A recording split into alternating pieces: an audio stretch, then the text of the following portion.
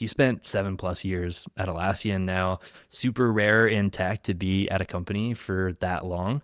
But you've had a variety of roles at Atlassian. So I'm curious to get your take on that like journey. It is definitely not the same company that it was when I started. And Yeah. that's not just because I've changed, it's because the company's changed. So Hmm. we actually have grown like, I think it's 5x or 6x, both from a employee standpoint and I think also from like a revenue standpoint as well. Like we've had explosive growth over the last 7 years. And then on top of that, obviously I have changed roles. So it's kind of funny. I put out a LinkedIn post at one point that said, I look for a new job every 18 months. Yeah, yeah, saw And that people one. were like, but you've been at Atlassian for 7 years. How does that work? And I'm like, if you look at my trajectory, I have changed roles either through teams, roles, or gotten promoted roughly every 2 years. And again, you'll notice there's a difference between 18 months and 24 months. I look for a job every 18 months so that I am prepared to make a move and solve for any gaps at that roughly 2 to 2.5 year mark, which is more aligned with the tenure in tech of somewhere between 2 to 3 years before folks move on. So that's the first thing I'll say is that regardless of how happy you are in your current role or your current company, take the time to look for your next role. And that could just be for you from a skills perspective. It could be for your org or your team. I think about this for my team members as well, asking them like, who do you want to be when you grow up?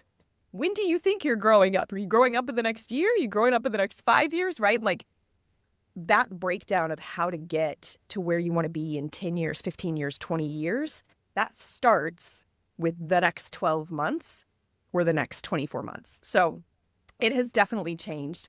One funny thing about getting hired into the corporate comms role at Atlassian initially, that like PR side of things is actually one of the weakest areas in my skill set. I'd done it some, but the person who was hiring actually wanted somebody with more of a kind of well-rounded content strategy background. They needed somebody who could Mm. do email. They needed somebody who could do social media.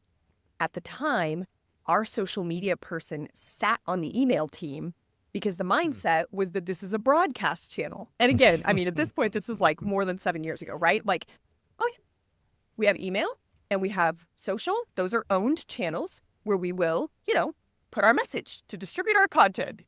And obviously your face, you're like, no, you can't do that. And obviously my face, I was like, no, you can't do that, right? During the interview process, I actually got very few questions about PR. It was kind of like, cool, cool. So Mm. you've like dealt with agencies, you've dealt with press, like you know about the journalist thing. Love that. Talk to me about how social media gets, incorporated into the marketing mix, right? Um, so I actually that is the first indication that I was hired for one thing, and because I was nosy and stuck my nose in other people's business, they were like, should you come sit with us?